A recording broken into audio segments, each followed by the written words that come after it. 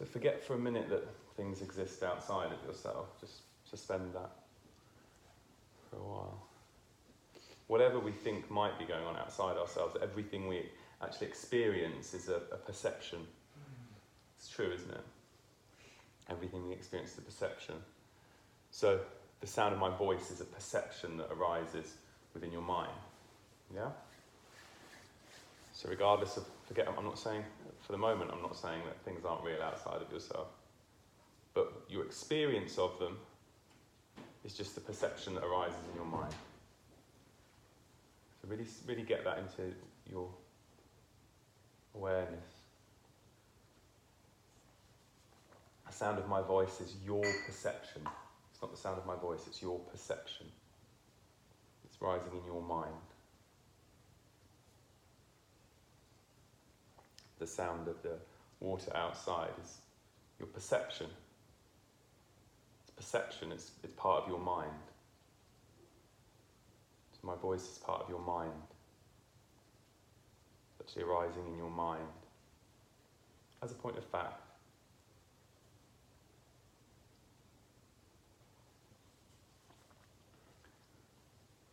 The sensations in your body are arising as perceptions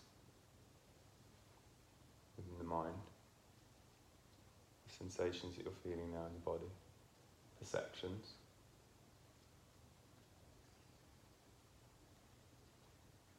The very sense of yourself as a body is arising as a perception. It's perceived, isn't it? Something you have to perceive.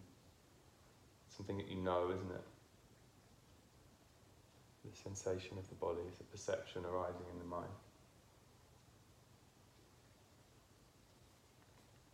Thoughts.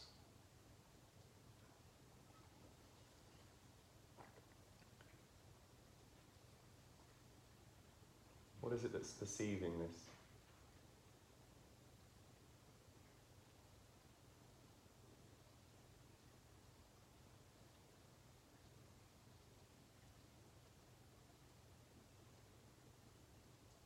What is it that's perceiving?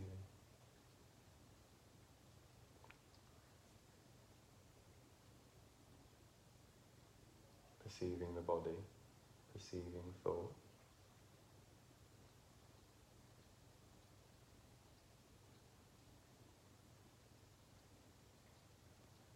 Or perhaps we can't find anything other than the perception arising.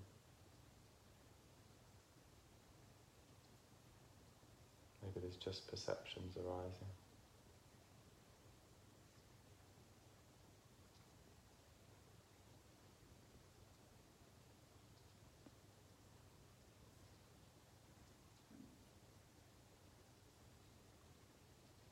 Perception of sound of the water.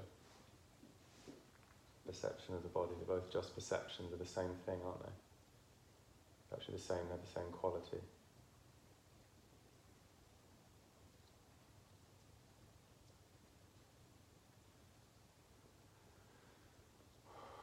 Why do you say that one's me and one's not me? It's a labelling thing you do in your mind, isn't it?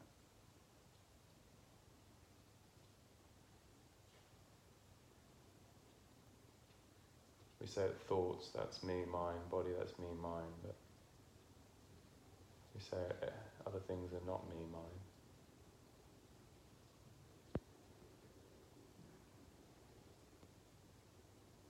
That's also a perception, isn't it? That's something that's perceived.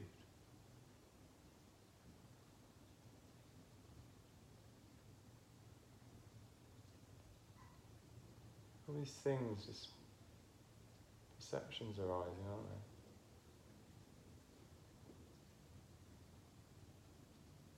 Just really rest into this.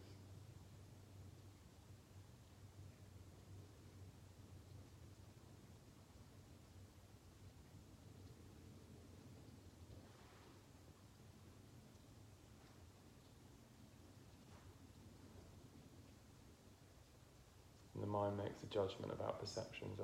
This is wanted, this is not wanted. And that's where all the trouble starts. The ownership of some perception, the labelling of them, And the idea that some should be pursued and some should be rejected.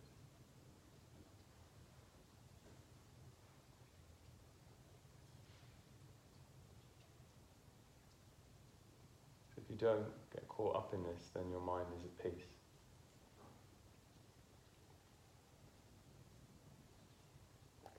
If you get very dispassionate about what's arising, often people talk about dispassion in Buddhism and Vedic philosophy, and people think, well, that's an awful thing to want, isn't it? Dispassion. Passion's a great thing.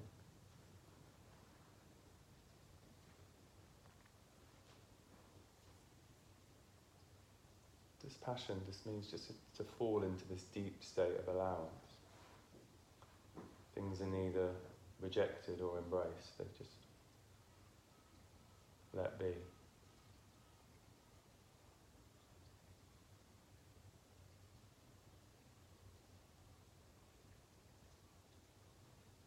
you want to find peace, this is it. This is the way to find peace. You just develop a sense of dispassion for what's arising. And you undo all the conceptual clingings and all the ideas that you have. Begin to start seeing reality as it is, or rather letting reality be as it is.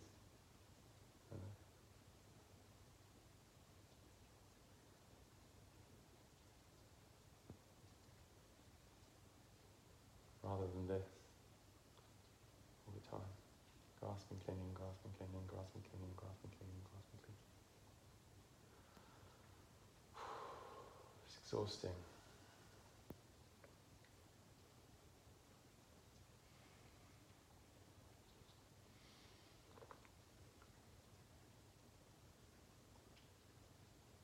All that's just perception, isn't it? It's all perceived, isn't it? The grasping and the clinging, the suffering. It's perceived.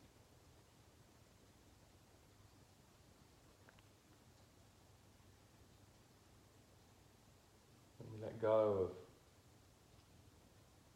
the idea that we need to manipulate and fiddle around with all the things that are perceived, there's a stillness.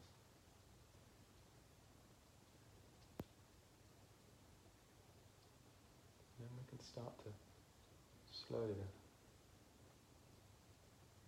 feeling of ourself can begin to be felt. This experience of awareness, that's all we seem to be able to find. There's an awareness of perception, apparently. Can't quite put your finger on it, can you? Can't quite find it, can't quite tell where it's originating from. If I say it's coming from the mind, I'm aware of around the mind, aren't I? If I say it's here, I'm aware of around there, aren't I? If I say it's here, I'm aware of around there, aren't I? How am I doing that? How am I aware of the body? How is my awareness of the body here?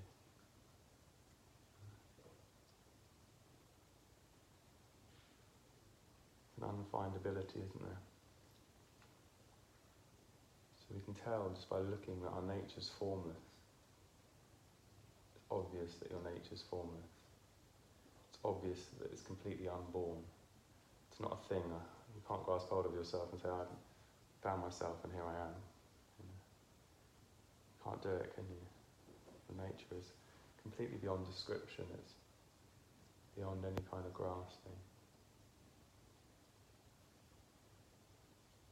So this is meditation, just resting into that which cannot be grasped.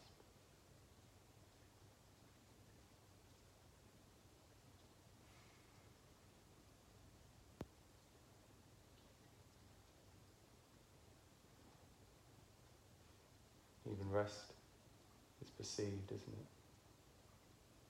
It's also perception, the idea of rest.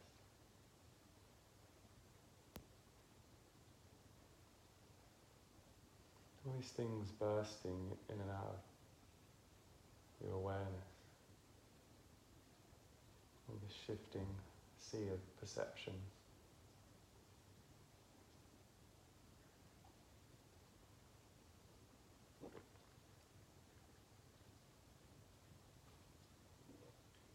And we try and look for the one that's perceiving.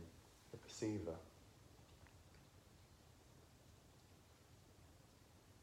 We find an emptiness. And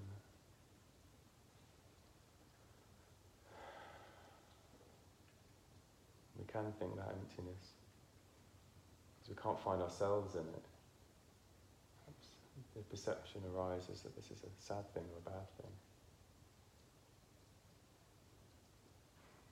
But when we really get to know that emptiness, when we take that leap, when we fall into it, when we allow ourselves to dissolve into it and to abide as it,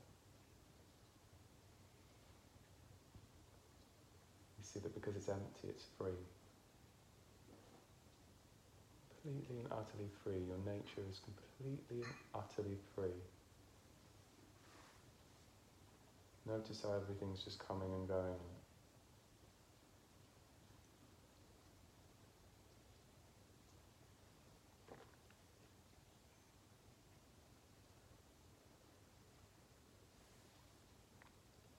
There's no hook. There's no me to which all this is hooked onto. There's no you that's carrying around some kind of burden. If there is the idea that there's one there, that's just an idea, it's a perception arising in the mind. It's delusional. Because clearly when we're looking now, we just see this unfindable, this ungraspableness. This kind of isness is notness.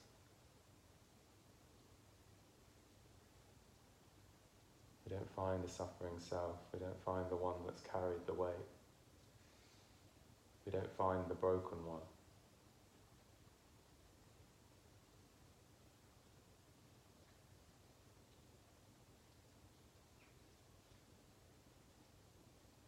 We don't find anything with any gender. We don't find anything with any agenda.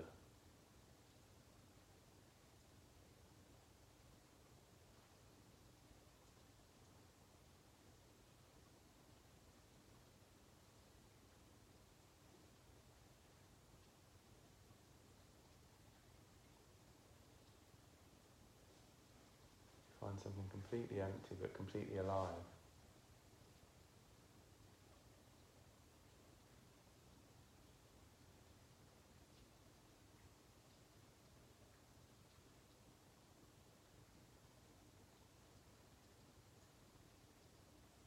It doesn't fluctuate, it doesn't change, does it?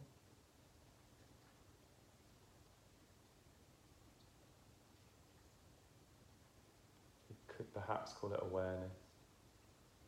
But we'd be mistaken if we thought that awareness was a thing that lived in the body. Because it's unborn, isn't it? It's ungraspable.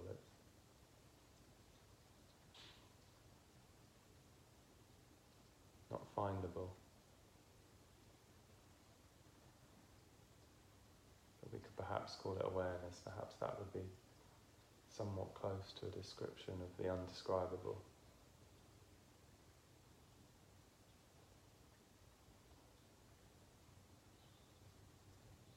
A name for the nameless. The nameless one, the formless one, the unborn one, in which all forms are arising.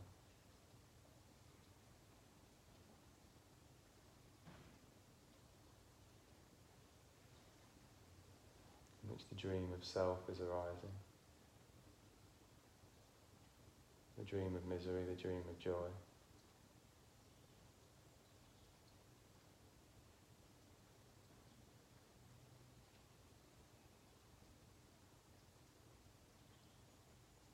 The nameless, formless, liberated one.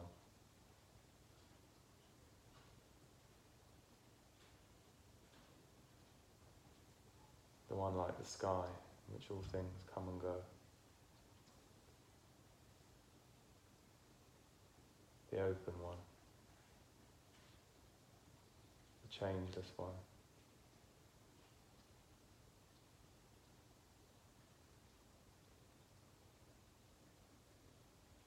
The one that's in the world but not of the world. The one that's here but not here.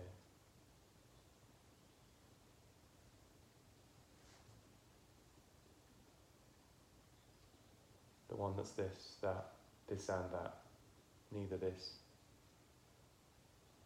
nor that.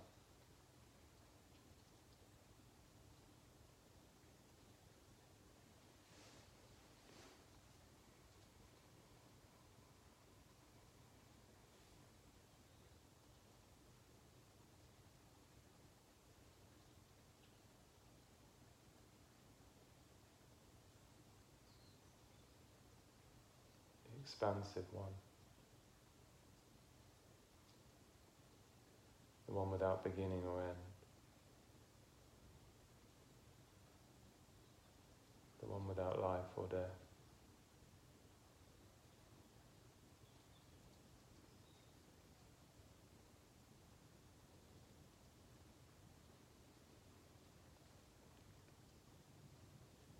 The empty self-cognizant knowingness. The one that knows and knows that it knows.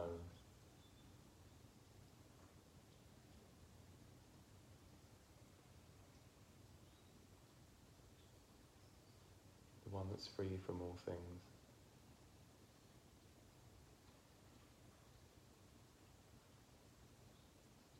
The one that's not bound.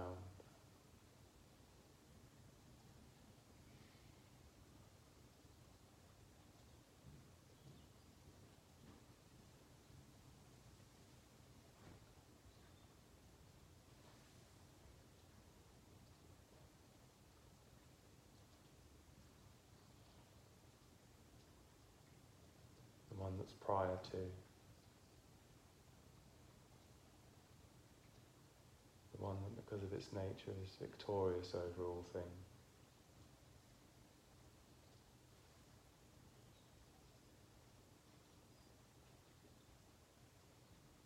The one that conceals and reveals itself within the mirror of the mind.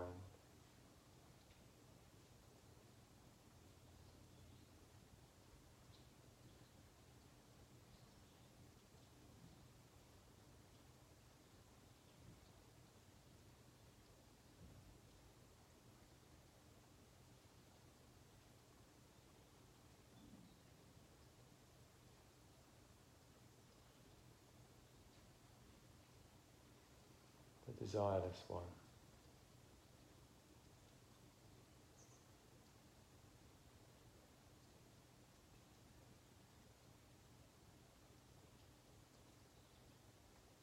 The one that illuminates. Aware of the sound of my voice, the sound of the water, sensations, sound. That clear light.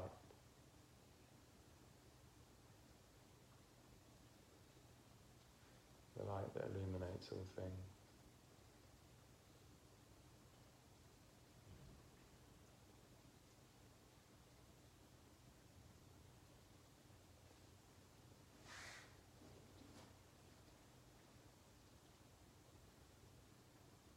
The effortless one.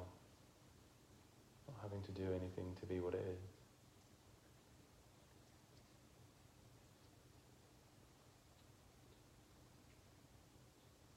The unconditional one. That allows all things to be as they are. That illuminates everything. Joy and pain and everything in between. Without reservation, without hesitation.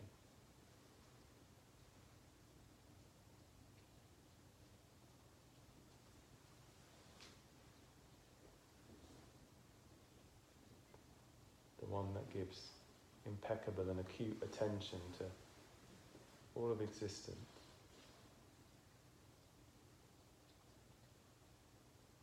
Unconditionally. Feel now this unconditional attention you're providing everything around you. Every sound, every sensation, every thought that comes and goes, every drama that your mind could cook up. Every heaven, every hell.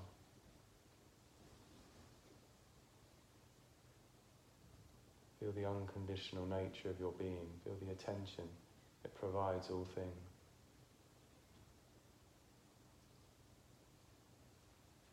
Call this love, I suppose. call this pure love, transcendental love.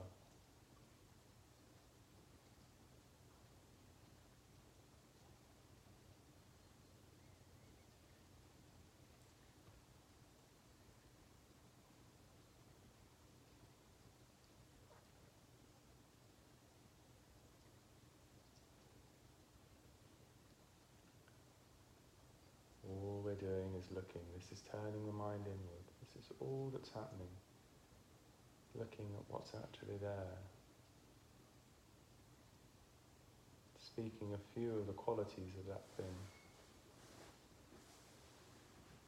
Already is what it is. It's already free, it's already whole. There's nothing that it needs to do, there's nothing that it needs to gain, there's nothing that it needs to attain, there's nothing it needs to avoid. There's nothing it needs to grasp hold of.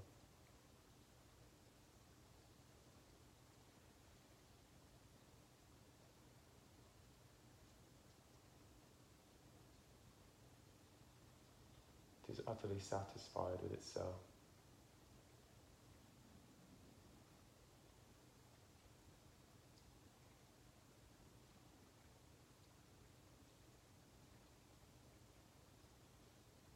Utterly at comfort with itself by its nature. If we sit with that ease for long enough, we'll experience it as profound bliss. The bliss of needing nothing.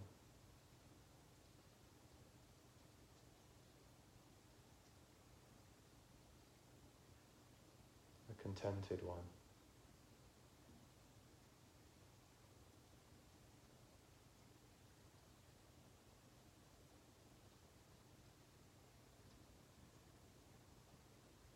Anything that's perceived now is also a perception. You're even free from the perception of yourself.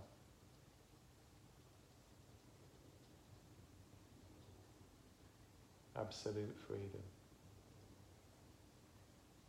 Freedom to rise in knowledge of yourself and freedom to fall into ignorance.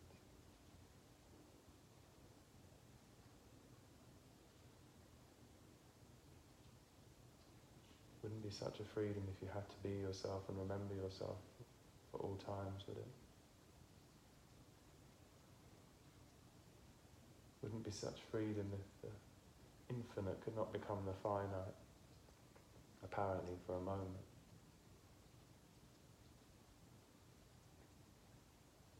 Wouldn't be such a freedom if it couldn't take on the mask of being something other than what it is, and live alive, many lives, many perspectives, many experiences, many waves in the ocean of its being.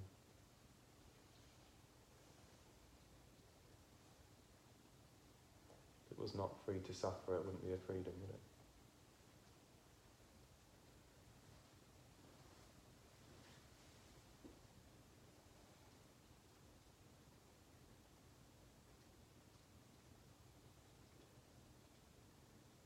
If it were to reject anything, it wouldn't be free.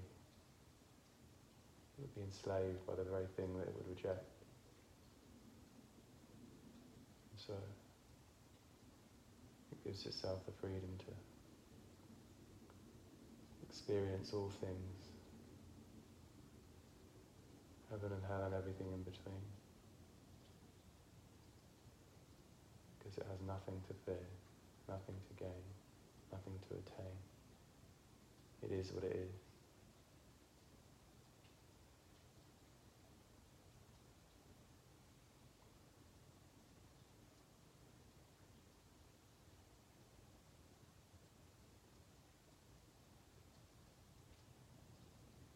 Nothing can take anything away from it or give anything to it.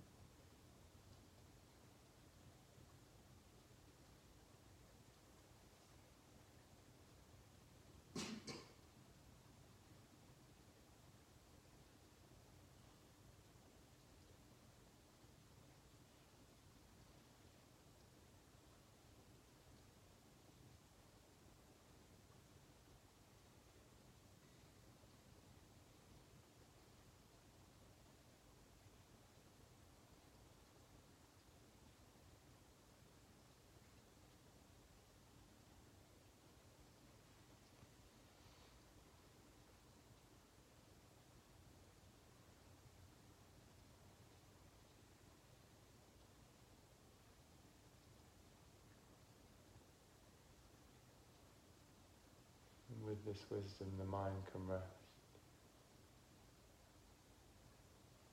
With confidence in the nature of existence, the mind can completely surrender to it, give yourself over to it, dissolve into it, offer it everything.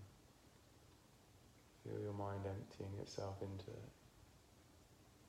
The mind that was once reaching out, let it reach in, falling, collapsing.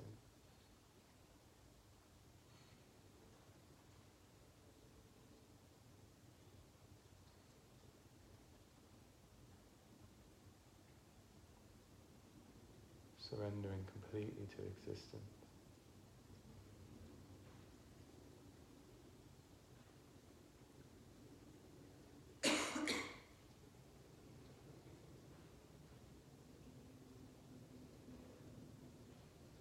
Surrendering completely into that freedom, into that profound safety.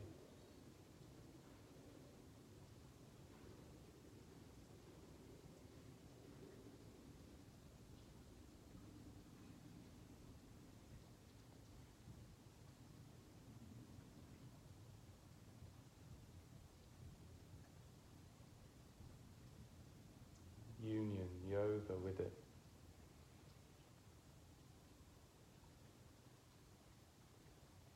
Mind dissolving into it.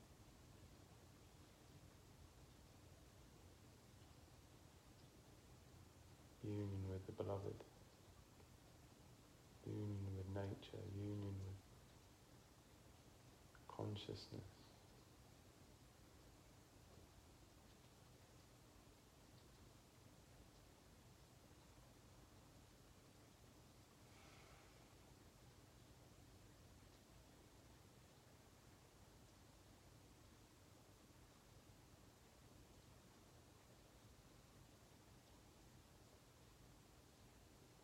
The mind becoming it by seeing it.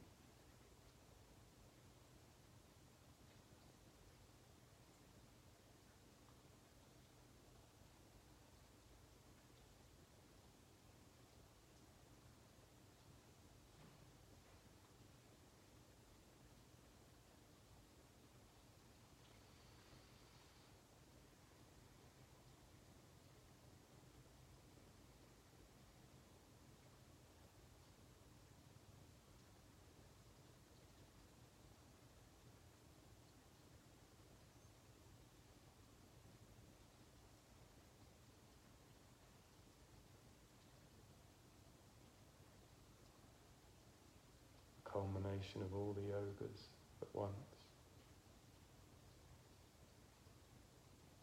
The yoga of great wisdom. The yoga of devotion. The yoga of surrender.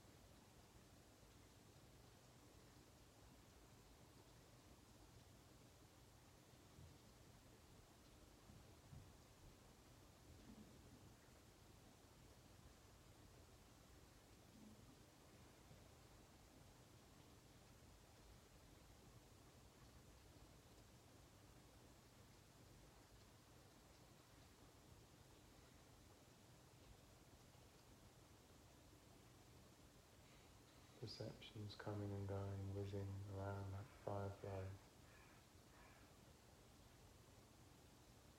Now if we examine our perceptions, we see their awareness itself. Our thoughts, if we look at them, we see that they're awareness actually.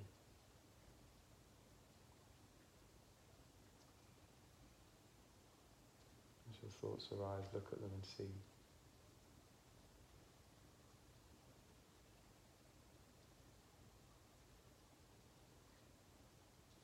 They're only awareness.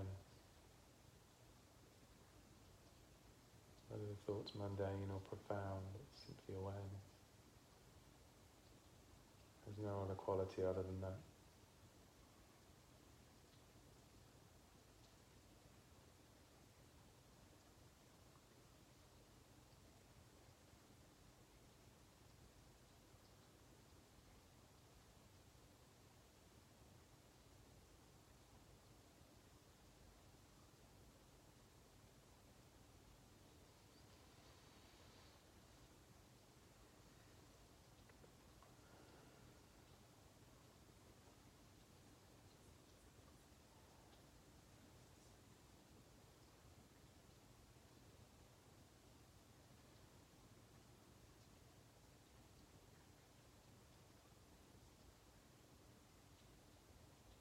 Acutely aware of every sound, every sensation, every thought that comes and goes.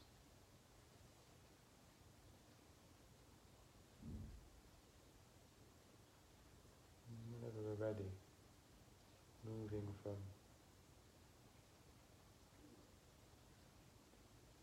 eyes closed to eyes open. Notice that something doesn't move as the eyes are opening. Whenever you're ready, there's no rush. Noticing. Even in that moving, there's an unmoving one.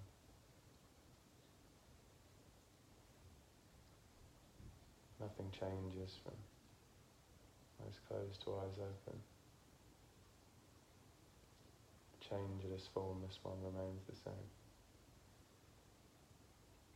Abide as that, stay as that, forever.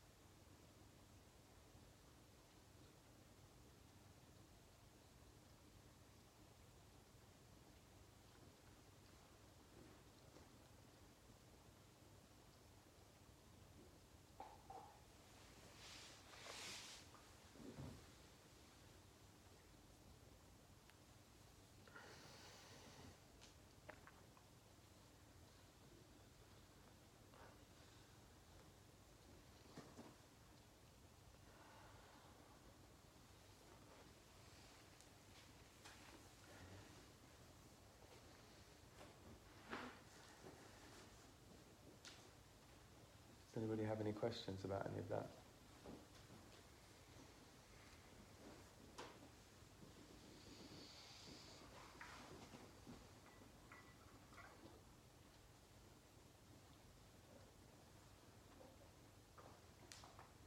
When you talk about where it's coming from in the me, and you say, look at that, who is it? There is no answer. That's right. Yeah. Because it's just labels, empty labels. You can't find anything, but it's there, but you can't find it. You want us to look at it without You mean everything around you? I want you to look at yourself without labels, and I want you to look at everything around you without labels until the idea of self and everything else falls away, because they're also labels and constructions. Everything's a construction. You know, you're in the construction business. I want you to get out of it. This is a bad economy for you to be in. A bad business for you to be in. You know? Let's get into the deconstruction business. You know? The demolition business. Because when you pull away all of that, then you're there, aren't you? Anything that you can overlay onto yourself cannot be what you are, can it? It has to be a conceptual overlay. So if I remove all the conceptual overlays, all the conceptual overlays are removed, then whatever is. And what you find is that what is not something that, can be grasped or pointed at or held up or put in a bag or defined or confined in any way. It's absolute, utter freedom. Utterly free. You actually cannot comprehend a concept of freedom that is as free as what it is. This is the part of the problem. Your nature is so unfathomable. Good job that it is.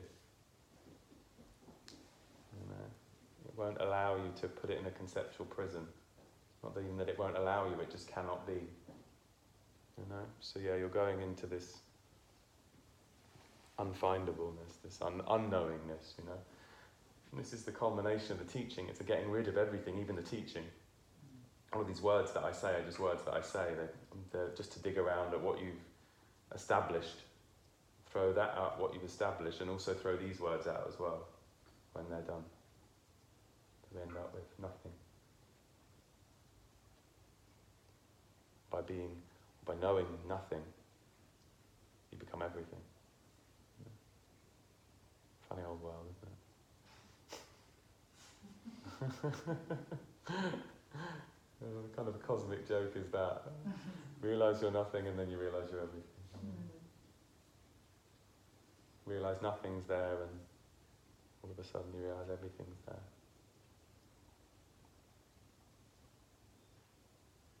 So look at this, stop screwing around, fucking around in the world, thinking that there's things that you need to do and maintain and build, and you can do all of that if you want. I'm not saying, don't do it, but don't do it with this, this sense of panic or like it needs to happen. It does not need to happen.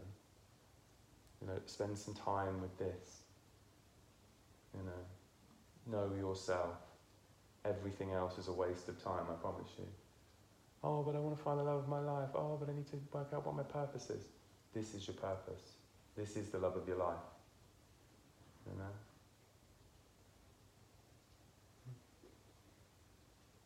Do you think that's what the meaning in the Bible is, to thine own self be true? Yes. Yeah. To thine own self be true. See yourself. See yourself. That's all I'm saying. Some people are like, whoa, it's a bit far out for meditation. I'm just saying, see yourself. That's all I'm saying. Not, you must believe this, you must believe that, My words are only a guide to put you inside, that's all. I'm just talking about what the qualities or the apparent qualities of that thing are that I'm pointing at. That's it. But you look in, you find something different, you find something different. But look in. See yourself. With these teachings, when you meditate on that part of yourself and you get still, is there a light that comes with that? It is light. So the light it is realised. It's clear light, isn't it? Like, how are you aware of the sound of my voice? What does light do? Bing. It illuminates things. What are you doing? Bing. You're illuminating things. You are light. Not as a spiritual, it's a belief, I believe. No, you are light. The quality that is light, you have it. You are it. You are the clear light of bliss. That's another name for it. And if we continue with this practice, does there come a point where the veil drops and the light actually makes itself physically knowable to them? The mind shines that light in. Yes. And it's a white light. Sometimes. It can be seen like that, but it's more... you're thinking of it as a visual thing. It's a total sensory explosion. I mean, it's compassion, it's wisdom, it's like the Big Bang arises within your mind. It makes itself known. Yeah, if you create space and you forget your own desires and you commit to noble intention. If you commit to noble intention, that's like throwing a nuclear bomb in your mind. of compassion and wisdom, the noble intention.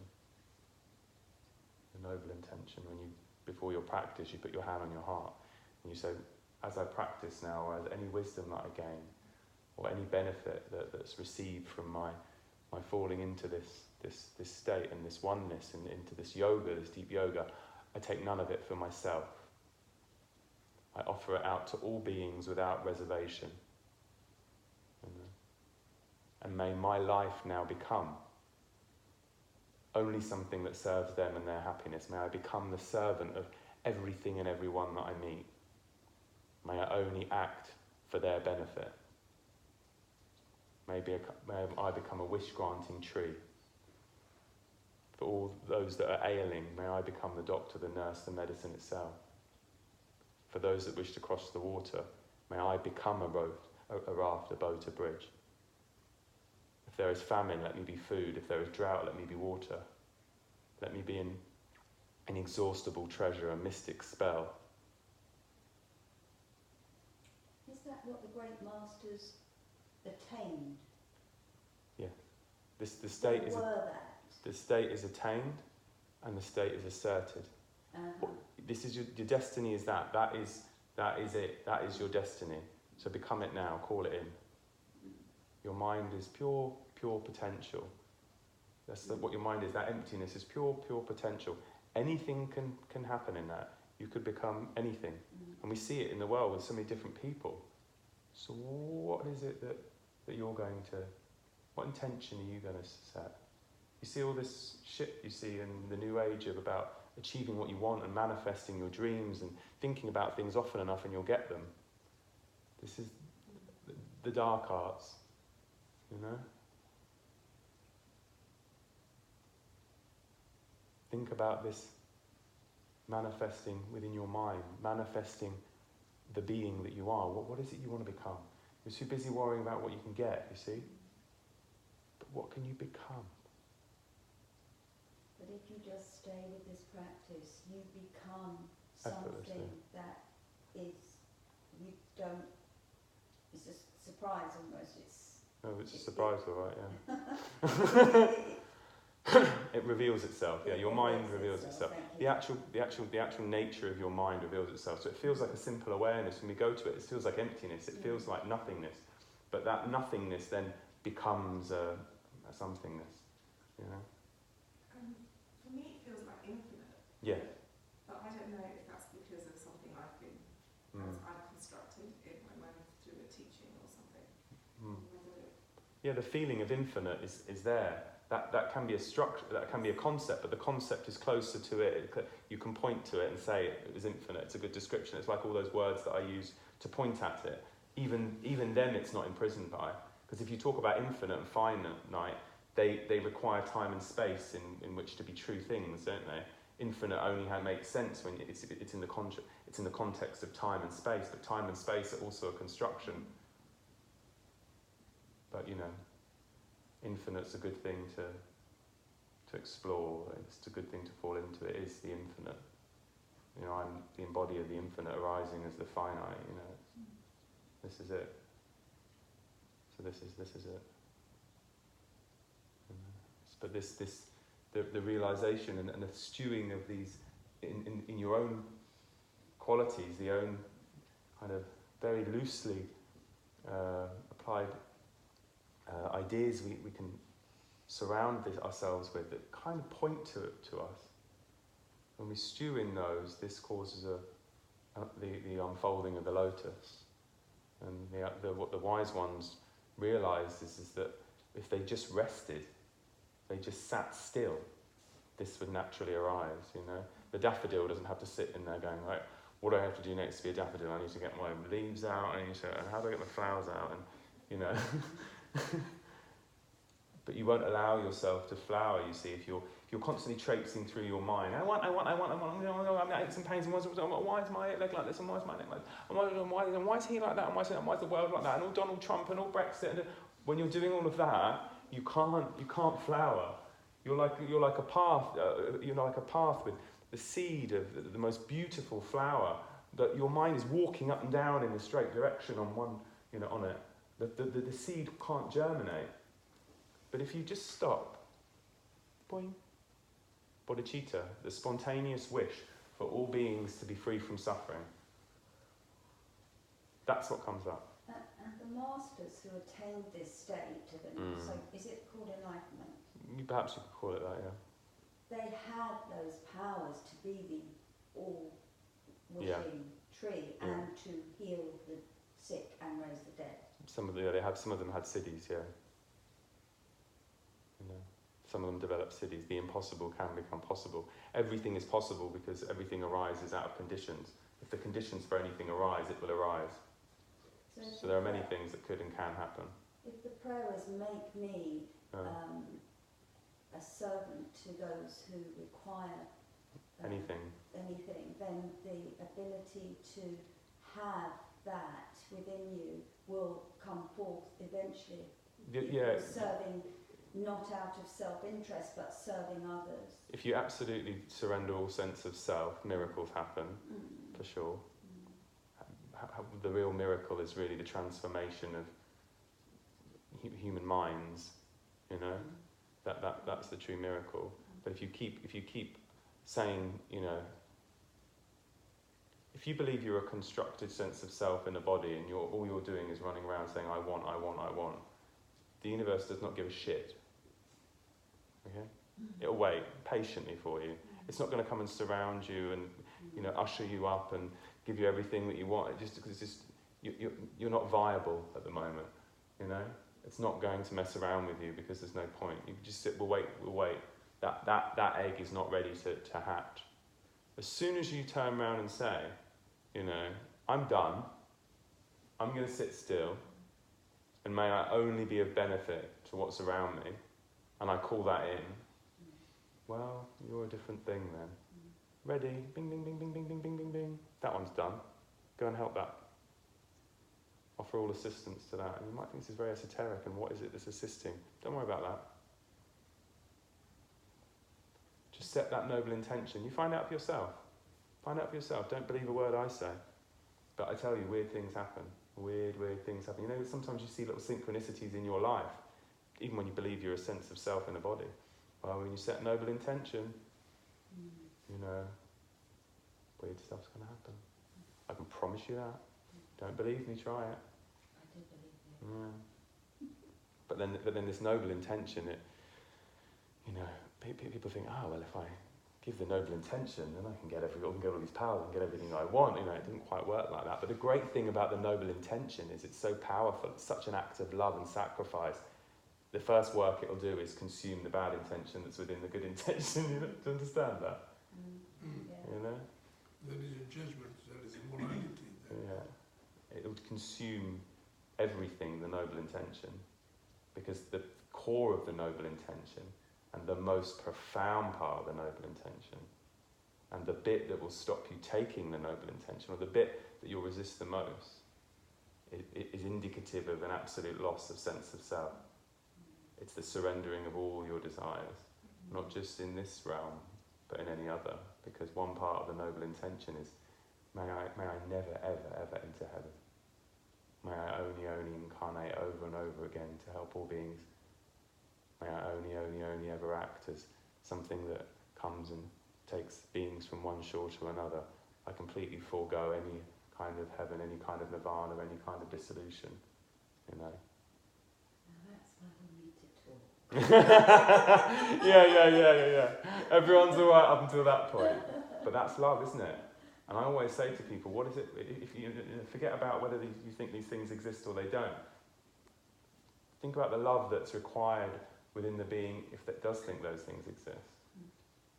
Even if you don't think those things exist, you'll be very hesitant about taking that vow, won't you? Interesting, isn't it? But what I say to people who are hesitant about that last part of the noble intention, and they're okay with all of the noble intention right up to this part, I say to them, let's imagine for a second you're at the gateless gates of nirvana, and you're ready to dissolve into pure bliss, okay? Pure expansive bliss without end. And a being arises and says, congratulations, you've made it, well done. All that suffering, all that pain, very good, very good. Your child is still here. It's going to take countless eons for your child to become free from suffering. Will you go back for it? What's your answer? Yeah. Okay. What about your mother and your father? Yeah. What about if that being says, well, you've had countless lives, child, and it clicks its fingers and you remember all of a sudden the life before that, and instantly you're filled with the love of the child of that life. Will you go back for that one? And what about this life, that one? Where do you draw the line? What about a stranger even, suffering in a hell? Do you go back for that one? It's love, isn't it? You want love, don't you? That's love. That is love. You want to be love, you want to know love, you want to become love, then that's love. And again, don't worry about whether any aspect of that story can be true or not true. Think about the love. Think about it as a hypothetical if you don't think that those things could happen. If you don't believe in past lives or heavens or hells or anything. Think about the hypotheticalness of it. What would you do in that situation? And that will be a definition of how much you love here and now. Amen.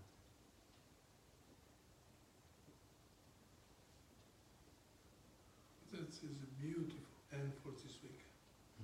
Love. Love. Beautiful word to end for me. Yeah. This is where it all ends. When you uproot the idea of self, that's all you have. Thank you Thank very you. much. Thank you very much. Pleasure. Anything else?